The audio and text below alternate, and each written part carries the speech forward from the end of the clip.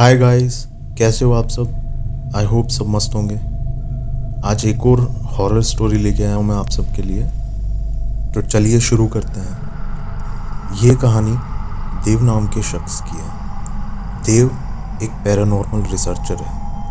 देव paranormal और haunted places पे research करता है, वहाँ जाके एक्सपीरियंस करता है और उन सभी एक्सपीरियंस और रिसर्च को पब्लिश करता है। वो कई हॉन्टेड और पैरानॉर्मल प्लेसेस पे जा चुका है और उसे अच्छा खासा एक्सपीरियंस है पैरानॉर्मल एक्टिविटीज़ में। अपनी रिसर्च के दौरान देव को एक ऐसे गांव के बारे में पता चलता है जहां पे रात को पूरे गांव के लोग 11 बजे बाद अपने खिड़की दरवाजे बंद कर लेते हैं और पूरा का पूरा गांव रात को बंद हो जाता है।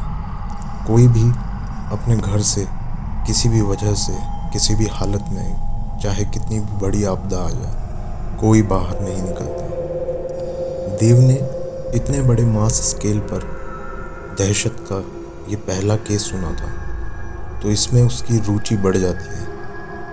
वो वहाँ जाने का प्लान करता है। जब देव उस गांव में पहुँचता है तो वहाँ के गांव वालों से उनकी दहशत के बारे में पूछता है। गांव वाले उसे बताते हैं कि आज से करीब 40 साल पहले यहाँ पे एक लड़की हुआ करती थी। वो लड़की बहुत ही सुंदर और शांत स्वभाव की थी और यहाँ के ज़मींदार उस पर मोहित थे।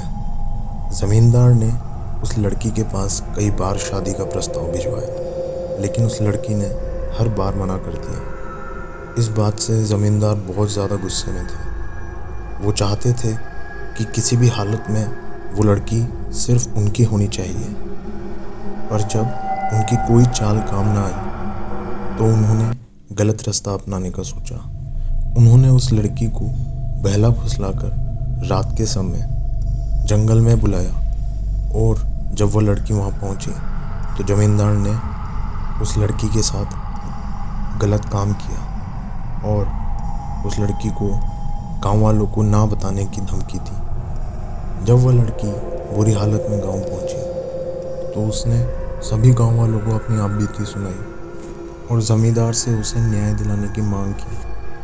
लेकिन ज़मींदार बहुत पावरफुल आदमी था, इस वजह से कोई भी गांव वाला उसके खिलाफ जाना नहीं चाहता था और किसी ने उस लड़की की सहायता नहीं की। जब उस लड़की को न्याय मिलने की कोई आशा नहीं रही तो उसने अपनी जान देने का फैसला किया।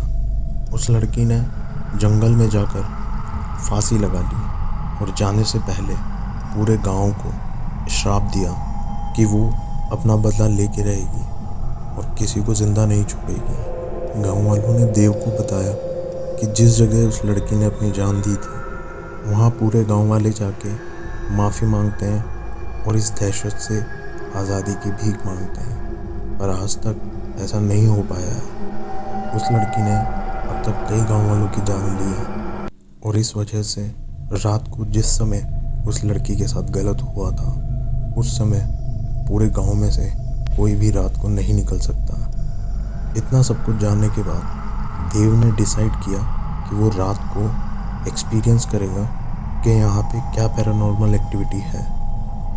इसके बाद जैसे ही रात हुई देव अपने इलेक्ट्रॉनिक गैजेट्स, इक्विपमेंट्स, कैमरा सब लेके रात को बाहर निकलता है। वो डिसाइड करता है कि वो वहीं जाएगा जहाँ पे गांव वाले इस दहशत से छुटकारा पाने के लिए जाते हैं। देव अंधेरी, काली और सुनसान रात, जहाँ पे एक परिंदा भी पर नहीं मार रहा है, जहाँ पूरे गांव के खिड़की दरवाजे बंद हैं, जहाँ कोई बाहर नहीं निकलना चाहता, वहाँ देव बाहर निकलता है और धीरे धीरे जंगल की ओर बढ़ता है। जैसे ही देव जंगल में एंटर करता है उसे एक अजीब सी फीलिंग होती है। वो समझ नहीं पाता ये क्या है, पर फिर भी वो धीरे धीरे आगे बढ़ता जाता है। जैसे जैसे वो जंगल के ओर अंदर पहुंचता है ठंड बढ़ने लगती है। पेड़ों के बीच से बहती हवा की आवाज़ आने लगती है। जैसे जैसे देव उस जंगल के अंदर बढ़ता जा रहा था उसकी वो अनजानी सी फीलिंग भी बढ़ती जा रही थी। देव उस फीलिंग को झंझोड़ नहीं पा रहा था जब देव उस जगह पे पहुंचता है तो उसे ऐसा लगता है कि जैसे सारी दुनिया का दुख यहीं पे है, जैसे कोई मातम छाया हुआ है। इतनी मायूसी, इतनी नेगेटिव एनर्जी उसने पहले कभी फील नहीं की थी। उसे ऐसा लगता है जैसे वहाँ पे जीने से ज़्यादा मरने की इच्छा प्यारी हो। देव वहाँ पे ये सब चीज़ें एक्सपीरियंस कर ही रहा होता है, तभी उसे ऐसा लगता है जैसे उसके पीछे कोई खड़ा हो। जब वह पीछे मुड़ के देखता है तो वहाँ कोई नहीं होता। उसे ऐसा लगता है कि जैसे एक हवा का झोंका उसके पीछे से होके गया हो। इतना सब कुछ होने की वजह से जब देव अपने हाथ में बंधी स्मार्ट वॉच की तरफ देखता है तो उसकी हार्ट बीट 110 से ऊपर जा चुकी होती है। अब देव को लगने लगता है कि यहाँ पे रहना खतरे से खाली नहीं है, और वो वहाँ से फुर्ती से भागने लगता है। भागते हुए देव को ऐसा लगता है कि कोई उसका पीछा कर रहा है। वो समझ नहीं पाता कि अब करे तो करे क्या, और वो जो भी इसका पीछा कर रहा था वो धीरे धीरे उसकी तरफ बढ़ता जा रहा था। तभी देव को वहाँ पे एक मंदिर दिखाई देता है, और देव कुछ न सोचते हुए एक ही पल में उस ओर मुड़कर तेजी से मंदिर की ओर चला जाता है। मंदिर में जैसे ही वो एंटर करता है सब चीज़ें एकदम वापस नॉर्मल हो जाती हैं, और वो वहीं जाके थक हार के बैठ जाता है।